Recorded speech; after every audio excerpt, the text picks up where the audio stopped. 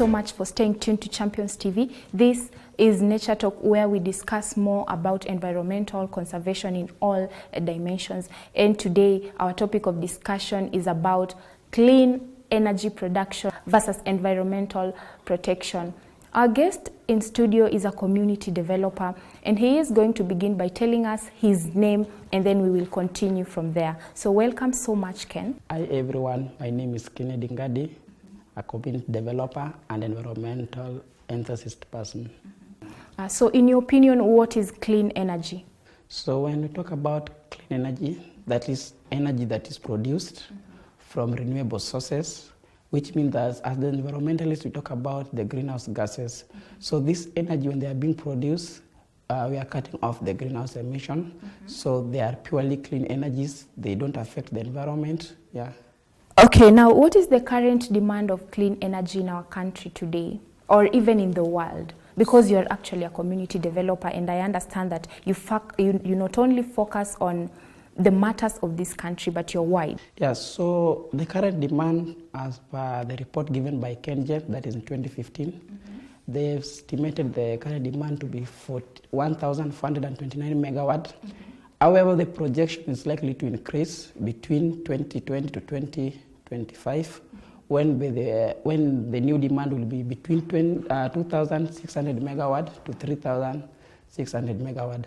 So to add on that also, we are looking at various forms where we can get this clean energy. So maybe to the viewer who is not understanding what clean energy is or how we produce it. So more clean energy comes from the solar energy. We have the biomass energy, for example, the one in Baringo. We have wind energy.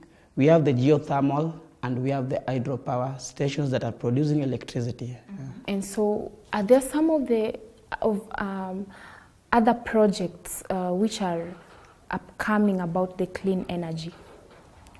First, I want to thank the Kenyan government for putting more effort concerning the energy. I want to thank various institutions that have come up with projects to promote clean energy. For example, the solar energy project, one of them is the Strathmore University. Currently, the Strathmore University is the leading institution that is producing almost 0.6 megawatt. And I want also to thank the Vice Chancellor of Kenyatta University, that is Professor Wainaina, for initiating a project that will ensure that Kenyatta University is sustainable in terms of power by installing a solar energy with capacity of 0.1 megawatt. Yeah, so we have so many of them. We have one in Baringo, Marigat. That is the Baringo biothermal power production that used the Prosopis juliflora. And as you know that it has been a menace in our country, so many people are being affected. But since the project was begun, at least you can see how these people have been helped. The diseases, the affection that they had before, at least nowadays that's reduced. Yeah, so we have so many of them. We have the geothermal done in Olkario. We have several hydropower stations in Kenya. Sure. Yeah. Sure. Yeah. And so you're talking about, is it the Prosopis juliflora, the invasive species, the madenge? Yeah. So it has the advantages of, it can promote clean energy production. Yeah. Okay, wow, that's so nice. And so in your opinion, why do you advocate for clean energy? So I think one of the issues that why, as an environmentalist, as a community developer, I will tell Kenyans, I will tell whoever is watching that we have to use clean energy. Climate change is really affecting us. And remember that for many years we have been depending on the fossil fuels. So if we can use this clean energy, the issue of greenhouse gases emission will reduce. And as a result, as the global is fighting climate change issue, I think we'll be cutting off those emissions.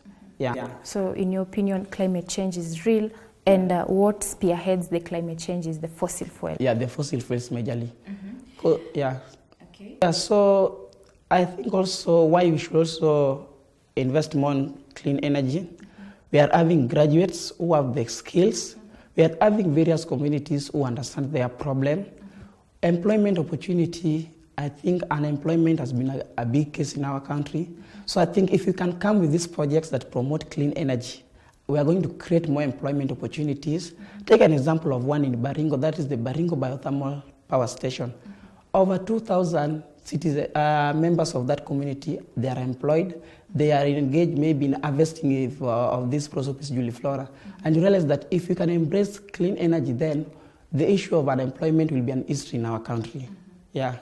And now, what should be done to ensure that this clean energy is really produced at a higher rate in line with the Vision 2030 and also the Sustainable Development Goals? So concerning the clean energy, that is addressing the Sustainable Development Goal number 7, and also the Vision 2030. Achieving the Vision 2030, we need enough energy. So needing this enough energy, it means that the government should come with policies that will strengthen the production of this green, that will strengthen the production of clean energy.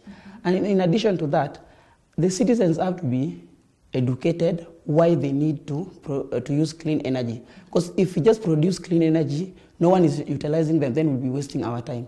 So the public should be informed how they can utilize this clean energy for economic purposes and maybe for social purposes. Yeah. And is there a link between clean energy versus environmental protection? Yeah, I can say that there is a link because when we talk about climate change, which is a key issue that most of us are addressing, there is a great link in clean energy and environmental protection, because when you want to protect the environment, we are talking about the emissions. We are talking human health. So take an example of using fossil fuels. We are busy buying cars, we are using the fossil fuel. But think of it in the next 50 years, in the next 100 years. These oil wells, they are going to be depleted. So we should come with mechanism of using the clean energy. We talk about the hybrid cars. We talk about the solar power cars. For example, just last year when I was reading one of the documentaries, I realized that Strathmore have done a lot. They even went to a point whereby they are having bicycles that are using electricity. So if we can use this bicycle, this means of transport that are using solar power, they're using maybe the ones that can be charged, we are going to cut these emissions. Yeah. Okay, thank you so much for staying tuned to Champions TV. This is Nature Talk and we are going for a short commercial break. Keep watching Champions TV. We will be right back after the break.